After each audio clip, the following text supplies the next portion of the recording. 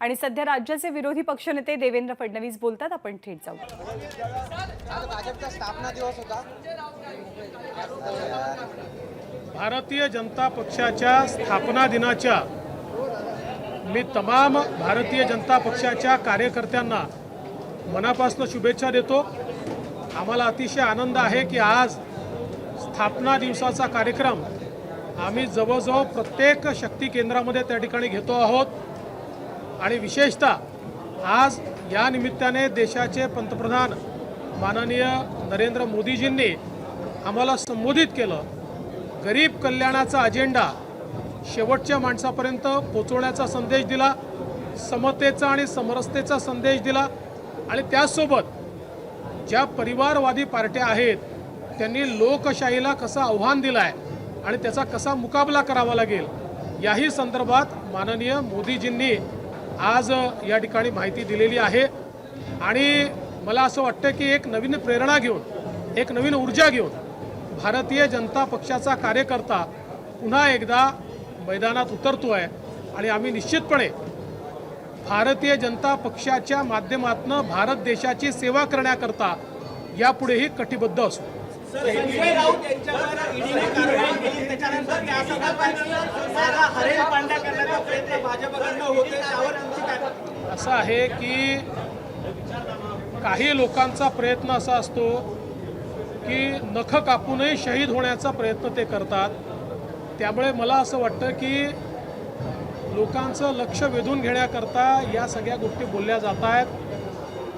खरं म्हणजे आमच्या अनेक नेत्यांच्या घराच्या आतमध्ये माणसं घुसवून त्याची मापं घेऊन नसलेल्या नोटिशी देण्याचं काम झालं तरी देखील आम्ही हाच भूमिका घेतली की ठीक आहे, तुम्ही काय करत असाल आम्ही कायद्याने त्याचा मुकाबला करू. त्यामुळे या ठिकाणी तर जे काही पुरावे आहेत त्या पुराव्याच्या आधारावर नोटिसेस मिळालेल्या आहेत, त्याचं कायद्याने त्यांनी उत्तर दिलं पाहिजे.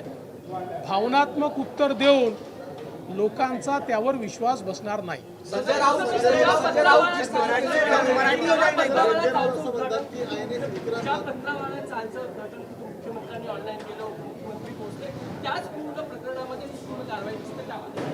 हे असं आहे की पत्रावाला चाळ जी आहे ही गरीब मराठी माणसाचा हा एक प्रश्न होता की जो अनेक वर्ष याकरता भिजत पडला की ज्यांनी स्वतःला त्यांचा मसीहा घोषित केलं होतं त्या लोकांनीच त्यांचे सगळे इंटरेस्ट कॉम्प्रोमाइज केले आणि बिल्डरांच्या घशामध्ये हे टाकलं. खरं म्हणजे जेव्हा मी मुख्यमंत्री होतो त्यावेळी या संदर्भातल्या सगळ्या कारवाया मी केल्या आणि त्या संदर्भात FIR करण्यापासून तर म्हाडाने याचं बांधकाम करावं इथपर्यंत सगळे निर्णय मी घेतले. पण आता त्याचं काम सुरू झालं आहे. पण त्याचवेळी आता या कारवाईतनं हा पर्दाफाश होतो आहे की मराठी माणसाच्या नावावर राजकारण करायचं आणि मराठी माणसालाच लुटायचं हा धंदा या मुंबईमध्ये कोण करताय हे आता स्पष्ट होतं. संजय राऊत मध्ये कोर्टाने म्हटलेलं आहे की एसटी कर्मचाऱ्यांना तुम्ही कामावरती काढू नका आणि एसटी कर्मचाऱ्यांनी आता आंदोलन सुरू आता लवकर कामावर रुजू होणार आहे की शेकडोने हजारो जणांना परिवहन खात्याने एसटी मधून कर्मचाऱ्यांना काढले. असं आहे की माननीय हायकोर्टाने काय म्हटलं मी बघितलं नाही, पण हे म्हटलं असेल तर मी त्यांचे आभार मानतो. कारण ST कर्मचाऱ्यांना ज्या प्रकारे वागणूक हे सरकार देत आहे हे योग्य नाही आहे. सरकारने यातनं मार्ग काढायचाच नाही असा इगो तयार केलेला आहे. त्यामुळे हा प्रश्न चिघळतो आहे. संजय राऊतांना असत्यमेव जयते का म्हणावं लागतंय त्यांना विचारा. की माझा कष्टाचा पैसा आहे, मी कष्टाने सगळं कमवलेलं आहे. 8 प्लॉट नव्हे तर फक्त 1 एकर जमीन पण नसेल माझं तरी सुद्धा ईडी उचलतात आणि जर शेवटी झालं तर राजकारण सोडून टाकेल भाजपाला. मला असं वाटतं की याच्यावर पुरेसं उत्तर मी दिलं आहे. एवढं महत्त्व देण्याचं कारण नाही. ठाकरे म्हणाले आहेत की मनसे ही भाजपची सी टीम आहे. असं आहे की माझा त्यांना सवाल एवढाच आहे किंवा शिवसेनेला सवाल आहे की तुम्ही काँग्रेस NCPची कितवी टीम आहात? C आहात, B आहात, D आहात की Z आहात? एक मुख्यमंत्री पद घेऊन संपूर्ण पक्षाची काय अवस्था केलेली आहे. आता पक्ष B टीम C टीम देखील राहिलेलं नाही. पहिले आपलं जरा बघा, आपलं ठेवायचं झाकून आणि दुसरीकडे पाहायचं वाकून, हे बंद करा. सर संजय राऊत आरोप लगा रहा हूं एक मिनिट सर मराठी आहे ना सर एक मराठी द्या. राजू शेट्टी यांनी महाविकास आघाडी सोडली आणि त्यांनी टीका केली की शेतकऱ्यांचा मुद्दा सोडवण्यामुळे सोडलं. नेमकं राजू शेट्टी सोडण्याचं कारण काय झालं? मला असं वाटतं की महाविकास आघाडीसोबत जाण्याचा त्यांचा निर्णय चुकीचा होता.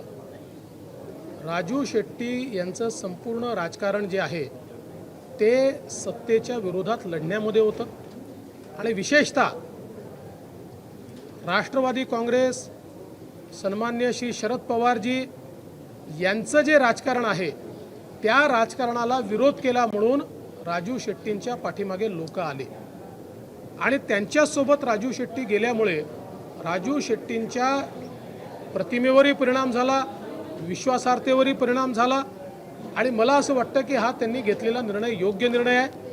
ठीक आहे, ते थर्ड फ्रंट करतील, फोर्थ फ्रंट करतील, आमच्या विरुद्ध बोलतील, जे काय करायचं असेल ते करतील, पण मला असं वाटतं की ज्या प्रकारे त्यांना सोबत घेऊन संपवण्याचा प्रयत्न हा महाविकास आघाडी आणि विशेषतः राष्ट्रवादी काँग्रेसने केला होता, आता ते त्यांच्या लक्षात आलेलं दिसत आहे आणि त्यामुळे ते बाहेर पडलेले आहेत.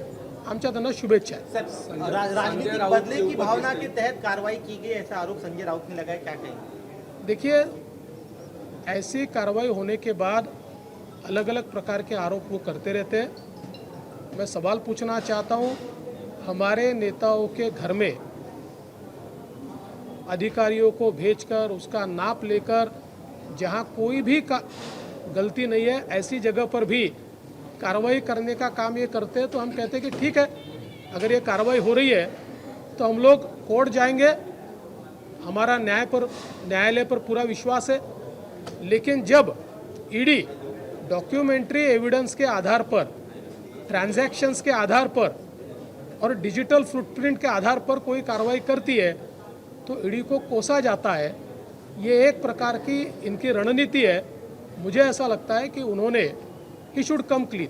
जिस तरीके से लाउड स्पीकर को लेकर आपके मुंबई के तमाम सारे नेताओं ने कई जगहों पर शिकायत की, पुलिस कमिश्नर से मुलाकात की. सरकार के लोग कह रहे हैं कि आप यहाँ पर बीएमसी चुनाव है इसलिए हिंदू मुस्लिम लाने की कोशिश कर रहे हैं. देखिए, सवाल ये है कि लाउड स्पीकर का मुद्दा ये माननीय उच्च न्यायालय ने एक निर्णय के तहत कहा हुआ मुद्दा है. ये कोई किसी केवल पार्टी ने कहा है, किसी ने केवल इसके ऊपर कोई आंदोलन किया है, यहाँ तक ये सीमित नहीं है. तो इसके ऊपर बहुत ही स्पष्ट निर्णय ये उच्च न्यायालय ने दिया हुआ है और उस निर्णय को भी माना नहीं जाता. मैं तो ऐसा मानता हूँ कि ऐसे समय उच्च न्यायालय के निर्णय का पालन करने की जिम्मेवारी सरकार की होती है. सर किरीट सोमय्यांच्या बाबत संजय राऊत यांनी आज म्हटलं आहे की त्यांच्यावर देशद्रोहाचा गुन्हा दाखल करा. विक्रांत प्रकरणामध्ये त्यांनी पैसे गोळा केले आणि राजभवनला दिले नाही, हे उघड होतं. असे अनेक हास्यास्पद अशा प्रकारचे आरोप किरीट सोमय्यांवर गेले वर्षभर 6 महिने संजय राऊत आणि शिवसेना आणि वेगवेगळे पक्ष लावत आहेत. कुठल्याच आरोपाचा पुरावा ते देऊ शकलेले नाहीत. खरं म्हणजे इतका प्रयत्न त्यांनी किरीट सोमय्यांवर आणि त्यांच्या मुलावर FIR दाखल करण्याचा केला, प्रचंड दबाव पोलिसांवर देखील आणला, पण त्यावेळी पोलिसांनी सांगितलं की हे शक्य नाही आहे, अशा प्रकारची चुकीची कारवाई करता येत नाही. म्हणून आता हा एक नवीन प्रयत्न त्यांनी सुरू केला आहे. आम्हाला याच्या पुढच्या त्यांचं काय स्ट्रॅटेजी आहे त्याची कल्पना आहे. ते कुठे गुन्हा दाखल करण्याचा प्रयत्न करणार आहेत, कुठे कुठे ते तक्रारी देणार आहेत, त्यातनं काय दबाव आणणार आहेत, या सगळ्या गोष्टीची आम्हाला पूर्ण माहिती आहे. परंतु काळजी करायचं कारण नाही. अशा प्रकारे त्यांनी कितीही दबावाची राजनीती केली तरी भ्रष्टाचाराच्या विरुद्ध बोलणं किरीट सोमय्याही बंद करणार नाही आणि भाजपही बंद करणार नाही. हनुमान चालीसा बजा रहे लाउड स्पीकर्स को जब्त किया जा रहा है. अभिषेक एक मिनट, अभिषेक, हनुमान चालीसा बजा रहे लाउड स्पीकर्स को जब्त किया जा रहा है, नेताओं को हिरासत में लिया जा रहा है, इसको आप किस तरह से देखते हैं?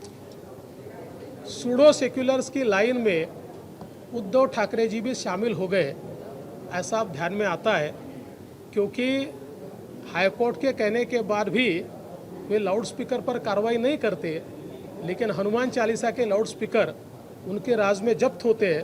तो इसका सीधा मतलब ये है कि अब सूडो सेक्युलर्स की राजनीति में उद्धव ठाकरे जी भी शामिल हो गए। चलिए, बहुत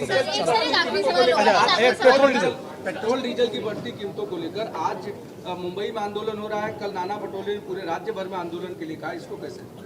कल ही आप में से कुछ चैनल्स ने ये दिखाया कि पेट्रोल की जो कीमत महाराष्ट्र में है उसमें से 52 रुपया महाराष्ट्र की सरकार को जा रहा है, 52 रुपया। तो ये कितने ढोंगी लोग हैं।